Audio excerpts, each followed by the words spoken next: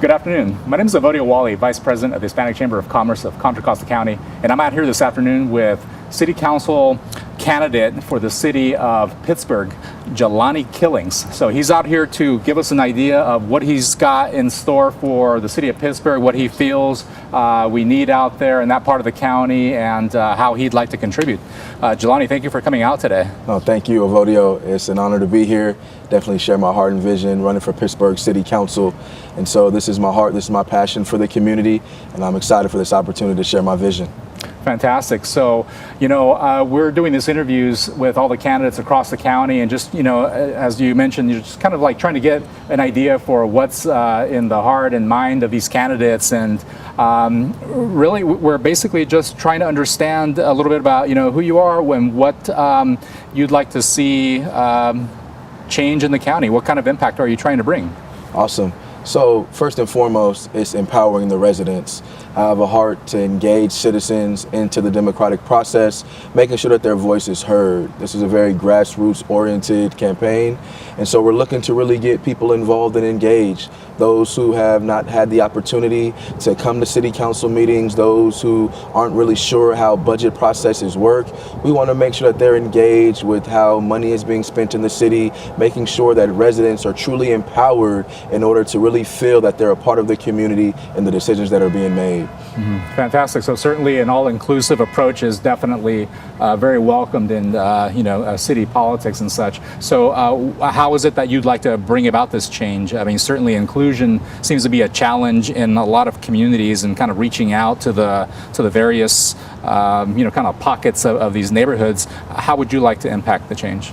Yeah. So first, Pittsburg, East Contra Costa County has been known more as a bedroom community for a long time, meaning that in Pittsburg, the average commute time for most residents, the median is about 35 minutes. So that's the average. And so those who are commuting less, and some are commuting a lot more. And so with that, that takes away a lot of economic prosperity from the city, because a lot of residents are working out of town into the greater Bay Area, Oakland, San Francisco. And so job attraction is something big that we need in the city of Pittsburg. How can we attract businesses? How can we retain businesses? And at the same time, how can we make residents be in a position to economically benefit from the prosperity that's happening in Pittsburg? And so with that, I have a key focus on workforce development. There's a lot of economic development in terms of commercial space, in terms of residential housing that's being built in the city, but we want to make sure that residents are in a position to actually benefit from the development that's happening. And so one of the plans in Pittsburg, there's about 40% renters that are in Pittsburg. Mm-hmm. And so we want to make sure that they have the opportunity to move into home ownership. And so with that, we have to raise the income levels. And so we're looking at proactive approaches, making sure that we're looking at increasing the workforce, the skills, the training. We have LMC, which is a great resource in Pittsburg. And so really looking to utilize that partnership with LMC, with the school district, with the Chamber of Commerce, to really put a focus on our residents and empowering and helping the workforce to grow, to attract large employers to the city, and to really attract large beneficial sectors that will bring that large tax base and also bring that prosperity to the city of Pittsburgh. Mm-hmm. Fantastic. So economic development, workforce development, I mean, we definitely could use that combination out there. And so with the current business ecosystem that's out there, how would you like to kind of balance things out so that we get the right business regulatory issues addressed in order to make all these things come to pass? Yes. So first is understanding, the planning and the zoning of the city.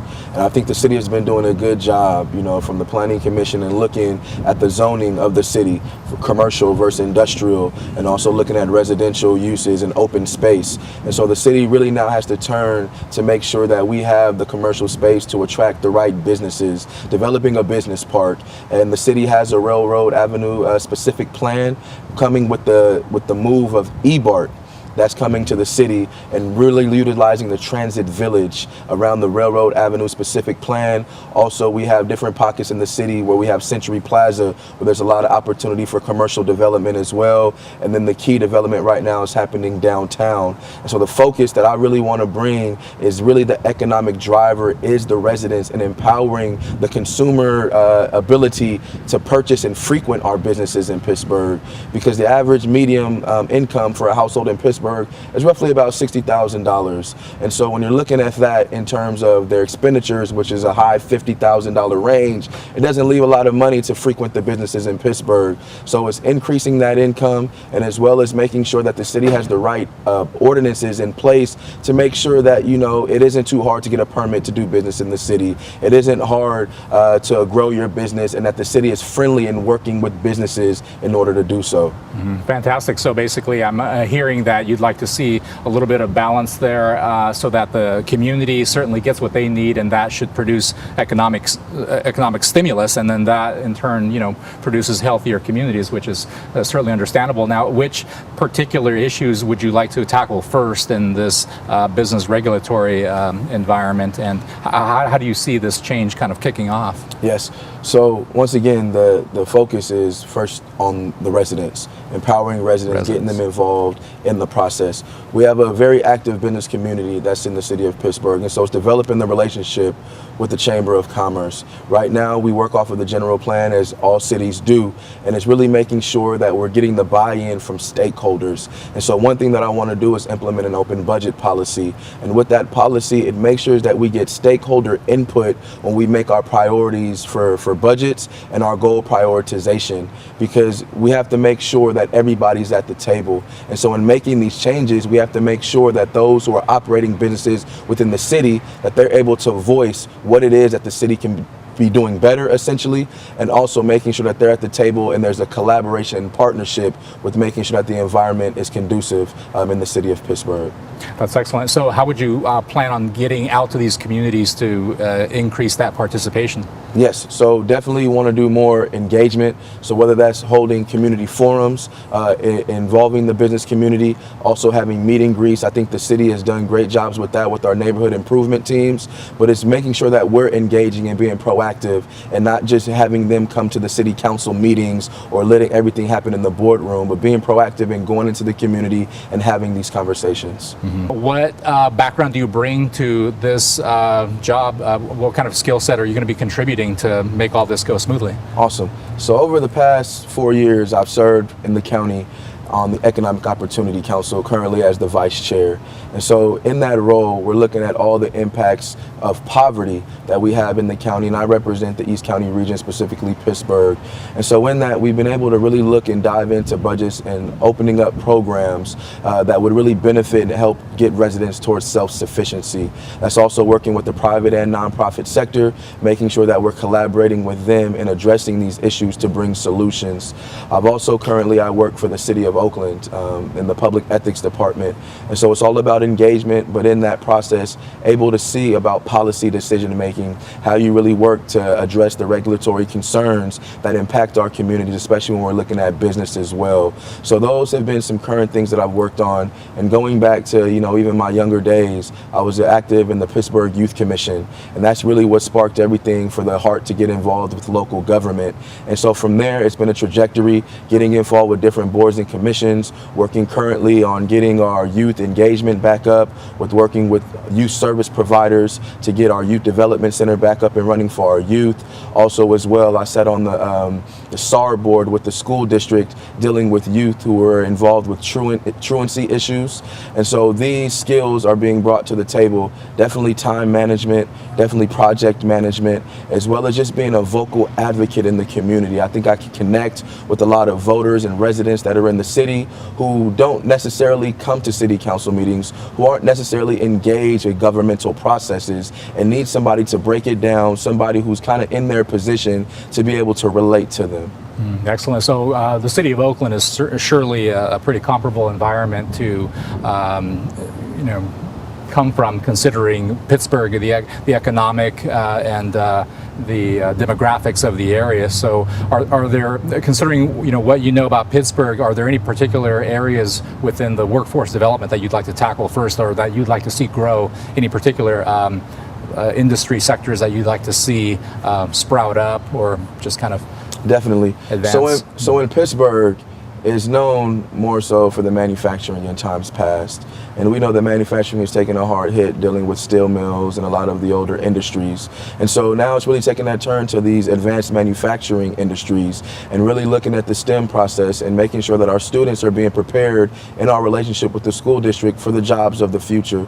So that's what I want to start with. I really want to work with LMC as well with our unified school district in Pittsburgh to see how we can start pilot programs to really feed into these industries that are emerging when it comes to the technology fields, when it comes to a lot of the manufacturing. What is the cutting edge trends? How can we work with our economic development department to make sure that we get ahead of the trend and we're not playing catch up in the next 15 or 20 years? And so I believe that we have a top 150 school in Los Madonnas College right here in our own community. And so building that collaboration and seeing how we can build a program that will attract these certain industries to our city in order to really thrive.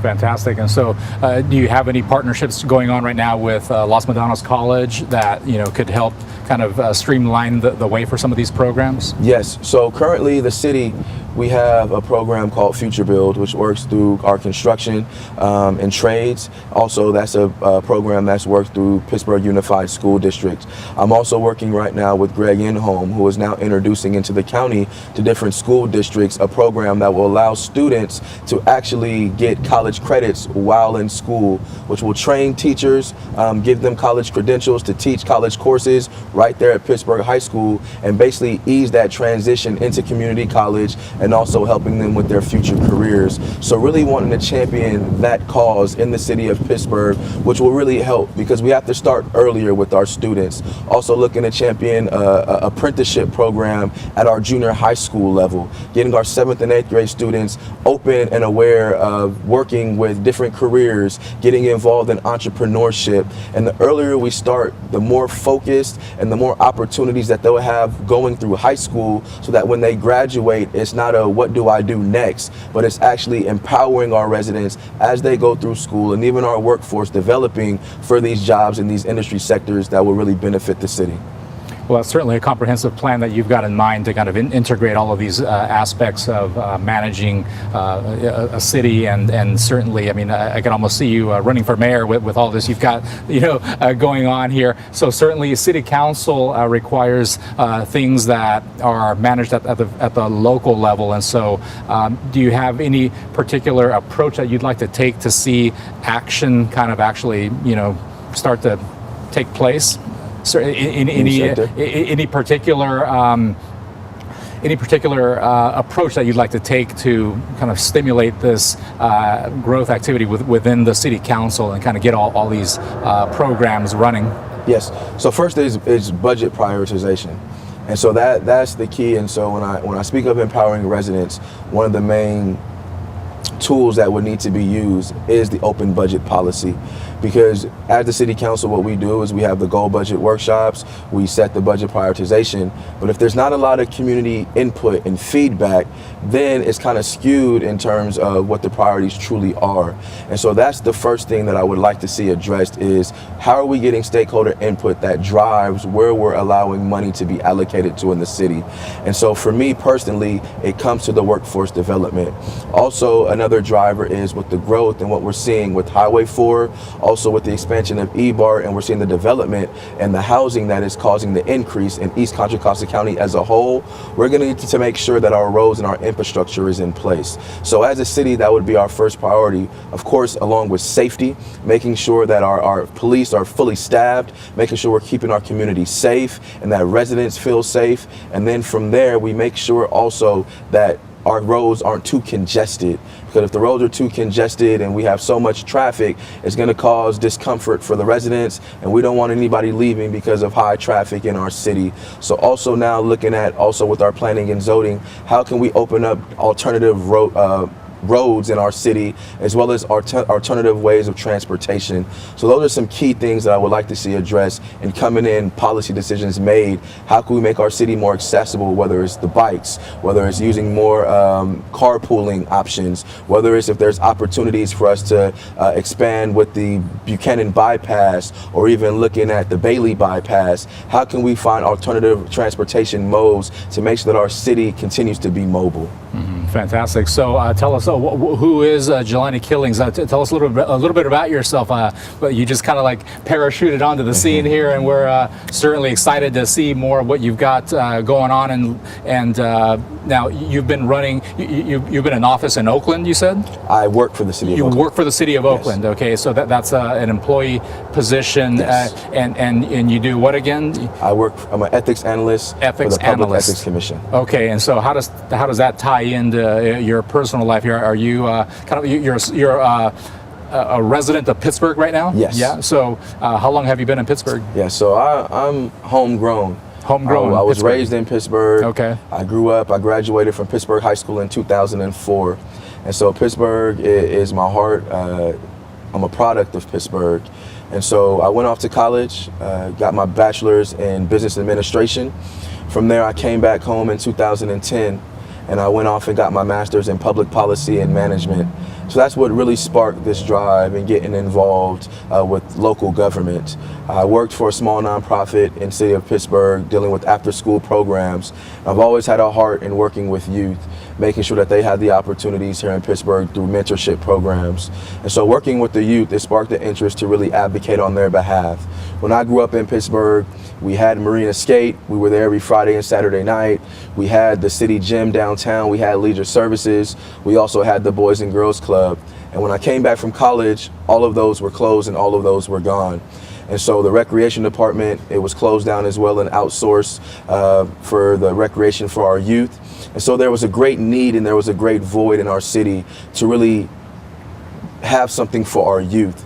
And so with that, I decided to get involved. And so I gave my time and effort in the community, but I seen that there could be a lot more done from the city. Also, growing up in Pittsburgh, I have deep roots with the community, working with the faith-based community, also working with those that were in elected office before me. And so being able to have those relationships and having those mentors in place, it really helped guide this passion that I have, getting the education, getting the background to make effective, impactful change. I've always had a passion, always had a heart for the community, but I wanted to make sure stepping up in a leadership role that I had the credentials and that I'd be able to really bring the effective change. Wow, well, that's certainly an impressive background, Mr. Killings. I'd like to thank you for coming out here and sharing your vision with the Contra Costa County Hispanic Chamber of Commerce, and we wish you the best of luck in your campaign. Thank you.